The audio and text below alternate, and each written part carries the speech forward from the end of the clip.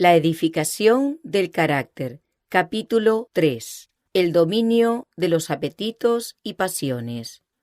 Amados, yo os ruego, os abstengáis de los deseos carnales que batallan contra el alma. Es el lenguaje del apóstol Pedro. Muchos consideran este texto como una amonestación solamente contra la licencia, pero tiene un significado más amplio. Prohíbe toda complacencia perjudicial del apetito o de la pasión. Que nadie que profese piedad considere con indiferencia la salud del cuerpo y se haga la ilusión de que la intemperancia no es pecado y que no afectará su espiritualidad.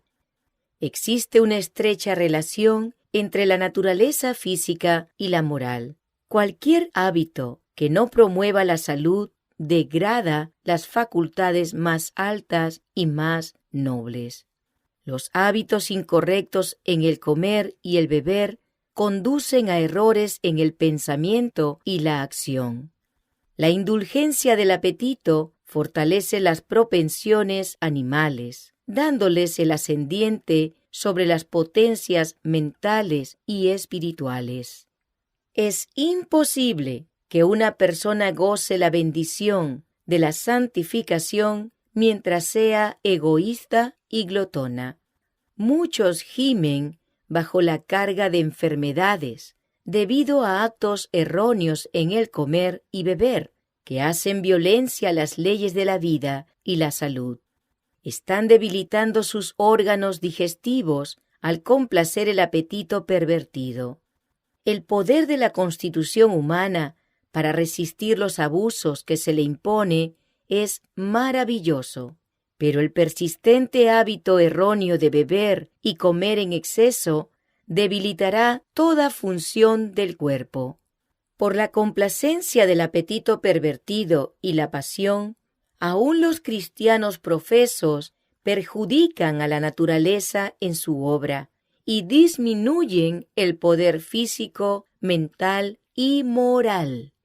Que estas personas consideren lo que podrían haber sido si hubieran vivido en forma temperante y promovido la salud en lugar de abusar de ella. No es una norma imposible. Cuando San Pablo escribió, y el mismo Dios de paz os santifique por completo, no exhortó a sus hermanos a proponerse una norma que les fuese imposible alcanzar.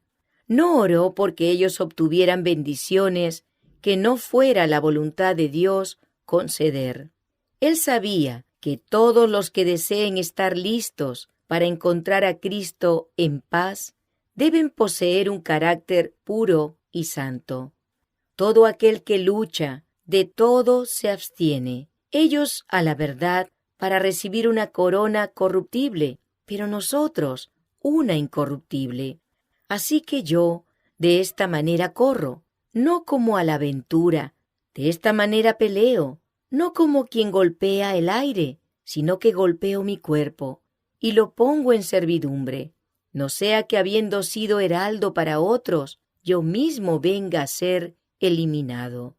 ¿O ignoráis que vuestro cuerpo es templo del Espíritu Santo, el cual está en vosotros, el cual tenéis de Dios, y que no sois vuestros?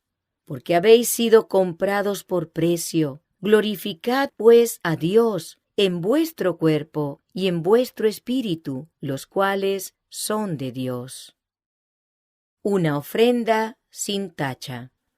Nuevamente el apóstol escribe a los creyentes: Así que, hermanos, os ruego, por las misericordias de Dios, que presentéis vuestros cuerpos en sacrificio vivo, santo, agradable a Dios, que es vuestro culto racional. Al antiguo Israel se le dieron directivas específicas en el sentido de que ningún animal defectuoso o enfermo fuera presentado como ofrenda a Dios. Solo los más perfectos habían de ser seleccionados para este propósito.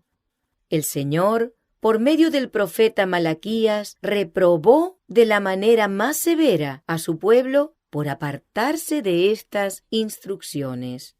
El hijo honra al padre y el siervo a su señor. Si pues soy yo padre, ¿dónde está mi honra? Y si soy señor, ¿dónde está mi temor? Dice Jehová de los ejércitos a vosotros, oh sacerdotes, que menospreciáis mi nombre. Y decís, ¿en qué hemos menospreciado tu nombre? En que ofrecéis sobre mi altar pan inmundo. Y dijisteis, ¿en qué te hemos deshonrado? En que pensáis que la mesa de Jehová es despreciable. Y cuando ofrecéis el animal ciego para el sacrificio, ¿no es malo? Asimismo, cuando ofrecéis el cojo o el enfermo, ¿no es malo? Preséntalo pues a tu príncipe. ¿Acaso se agradará de ti o le serás acepto? Dice Jehová de los ejércitos. Trajisteis lo hurtado, o cojo, o enfermo, y presentasteis ofrenda. ¿Aceptaré yo eso de vuestra mano? Dice Jehová. Aunque dirigidas al Israel de antaño, estas palabras contienen una lección para el pueblo de Dios de hoy en día. Cuando el apóstol se dirige a sus hermanos y los insta a presentar sus cuerpos en sacrificio vivo, santo, agradable, presenta principios de verdadera santificación. No es meramente una teoría, una emoción o mero palabrerío, sino un principio vivo y activo que entra en la vida cotidiana. Requiere que nuestros hábitos de comer, beber, vestirnos, sean tales que aseguren la preservación de la salud física, mental y moral, a fin de que podamos presentar al Señor nuestros cuerpos, no como una ofrenda corrompida por hábitos erróneos, sino como sacrificio vivo, santo, agradable a Dios. Los estimulantes y narcóticos. La amonestación de San Pedro de abstenerse de los deseos carnales es una admonición muy directa y fuerte contra el uso de todos los estimulantes y narcóticos, tales como el té, el café, el tabaco, el alcohol y la morfina. El uso de estos elementos bien puede ser clasificado entre los deseos, que ejercen una influencia perniciosa sobre el carácter moral. Cuanto más temprano se formen estos hábitos perjudiciales, más firmemente mantendrán a su víctima en la esclavitud al deseo pecaminoso y más ciertamente rebajarán la norma de la espiritualidad. La enseñanza bíblica hará solo una débil impresión en los que tengan sus facultades entenebrecidas por la complacencia propia. Millares sacrificarán no solamente la salud y la vida, sino también su esperanza del cielo, antes de declarar la guerra contra sus propios apetitos pervertidos. Una mujer que por muchos años pretendió estar santificada, hizo la declaración de que si le tocaba decidir entre abandonar su pipa o el cielo, ella diría: «Adiós, cielo, no puedo vencer mi amor por mi pipa». Este ídolo había sido guardado como reliquia en su alma, dejándolo a Jesús en lugar subordinado. Sin embargo, esta mujer pretendía pertenecer completamente al Señor. Deseos que batallan contra el alma.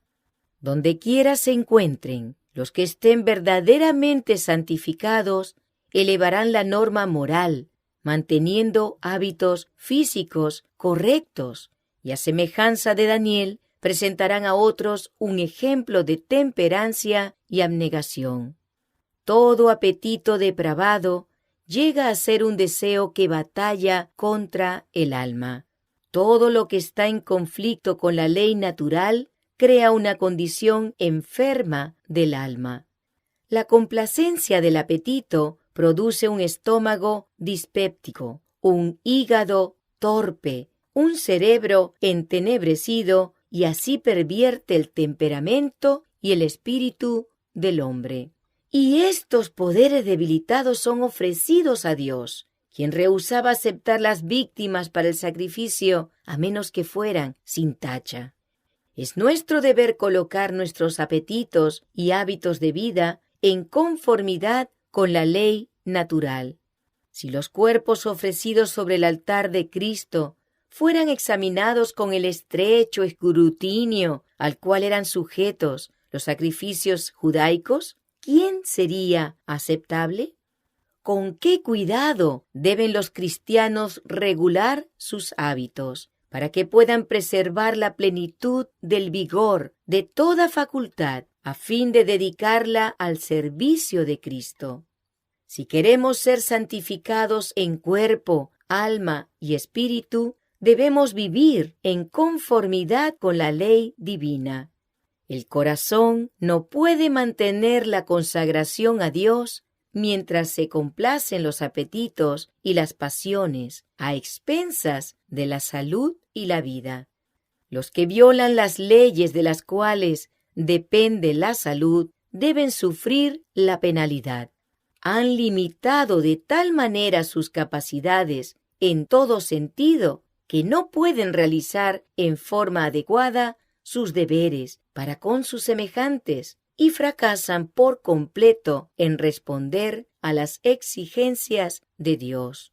Cuando el clero escocés pidió a Lord Palmerston, primer ministro inglés, que decretara un día de ayuno y oración para detener el cólera, él replicó: «En efecto, limpiad y desinfectad vuestras calles y casas, promoved la limpieza y la salud entre los pobres, y tratad de que estén abundantemente suplidos con alimentos buenos y vestidos, y emplead en forma generalizada medidas sanitarias correctas, y no tendréis ocasión de ayunar y orar. Tampoco oirá el Señor vuestras oraciones mientras estas medidas preventivas no sean usadas». Dice San Pablo: «Limpiémonos de toda contaminación de carne y de espíritu, perfeccionando la santidad en el temor de Dios». Él presenta para nuestro ánimo la libertad de que gozan los que verdaderamente están santificados. Ahora pues, ninguna condenación hay para los que están en Cristo Jesús, los que no andan conforme a la carne, sino conforme al Espíritu. Recomienda a los Gálatas: «Andad en el Espíritu, y no satisfagáis los deseos de la carne». Nombra alguna de las formas de deseos carnales: borracheras, orgías y cosas semejantes. Y después de mencionar los frutos del Espíritu, entre los cuales está la temperancia, agrega: «Pero los que son de Cristo han crucificado la carne con sus pasiones y deseos». Si vivimos por el Espíritu, andemos también por el Espíritu. El tabaco. El apóstol Santiago dice que la sabiduría que viene de arriba es primeramente pura. Si él hubiera visto a sus hermanos usar tabaco, ¿no habría denunciado la práctica como terrenal, animal, diabólica? En esta época de luz cristiana, cuán a menudo los labios que pronuncian el nombre precioso de Cristo se hallan mancillados por la saliva del fumador, y el aliento está corrompido con la hediondez del vicio. Seguramente el alma que puede disfrutar de tales compañías también puede ser profanada. Al ver a personas que pretendían gozar la bendición de la santificación total mientras eran esclavos del tabaco, ensuciando todo lo que los rodeaba, he pensado: ¿qué parecería el cielo si en él hubiera fumadores? La palabra de Dios ha declarado sencillamente que no entrará en ella, la ciudad, ninguna cosa inmunda. ¿Cómo, pues, pueden los que complacen este hábito asqueroso esperar ser admitidos allí? Hombres que profesan piedad ofrecen sus cuerpos sobre el altar de Satanás y queman el incienso del tabaco a su majestad diabólica. ¿Parece severa esta declaración? Ciertamente la ofrenda es presentada a alguna deidad. Como Dios es puro y santo, como no aceptará nada que mancille el carácter, debe rechazar este sacrificio costoso, inmundo y profano. Por lo tanto, concluimos que Satanás es el que reclama el honor. Jesús murió para rescatar al hombre de las garras de Satanás. Vino para librarnos por la sangre de su sacrificio expiatorio. El hombre que ha llegado a ser la propiedad de Jesucristo y cuyo cuerpo es el templo del Espíritu Santo, no será esclavizado por el hábito pernicioso del empleo del tabaco. Sus facultades pertenecen a Cristo, que lo ha comprado con el precio de su sangre. Su propiedad es del Señor. ¿Cómo pues puede quedar sin culpa al gastar todos los días el capital que el Señor le ha confiado para gratificar un apetito que no tiene fundamento en la naturaleza? Una enorme suma se malgasta todos los años en esta complacencia, mientras que hay almas que perecen por falta de la palabra de vida. Los profesos cristianos roban a Dios en los diezmos y las ofrendas, mientras ofrecen sobre el altar del vicio destructor en el uso del tabaco, más de lo que dan para aliviar a los pobres o para suplir las necesidades de la causa de Dios. Los que están verdaderamente santificados vencerán todo deseo pernicioso. Entonces, todos estos canales por donde circula el dinero invertido en cosas innecesarias fluirán hacia la tesorería del Señor, y los cristianos serán los primeros en la abnegación, el sacrificio propio y la temperancia. Entonces serán la luz del mundo. El té y el café. El té y el café, como el tabaco, tienen un efecto pernicioso sobre el organismo. El té es intoxicante, aunque en menor grado su efecto es el mismo en carácter que el de los licores espirituosos. El café tiene una mayor tendencia a entenebrecer el intelecto y a debilitar las energías. No es tan poderoso como el tabaco, pero es similar en sus efectos. Los argumentos presentados contra el tabaco también deben ser empleados contra el uso del té y el café. Cuando los que tienen el hábito de usar té, café, tabaco, opio o licores alcohólicos son privados de esta complacencia habitual, encuentran que es imposible participar con interés y con celo en el culto de Dios. La gracia de Dios parece carente de poder para avivar o espiritualizar sus oraciones o sus testimonios. Estos cristianos profesos deben considerar la fuente de su gozo. ¿Es de arriba o de abajo? Al que usa estimulantes, todas las cosas le parecen insípidas sin la complacencia favorita.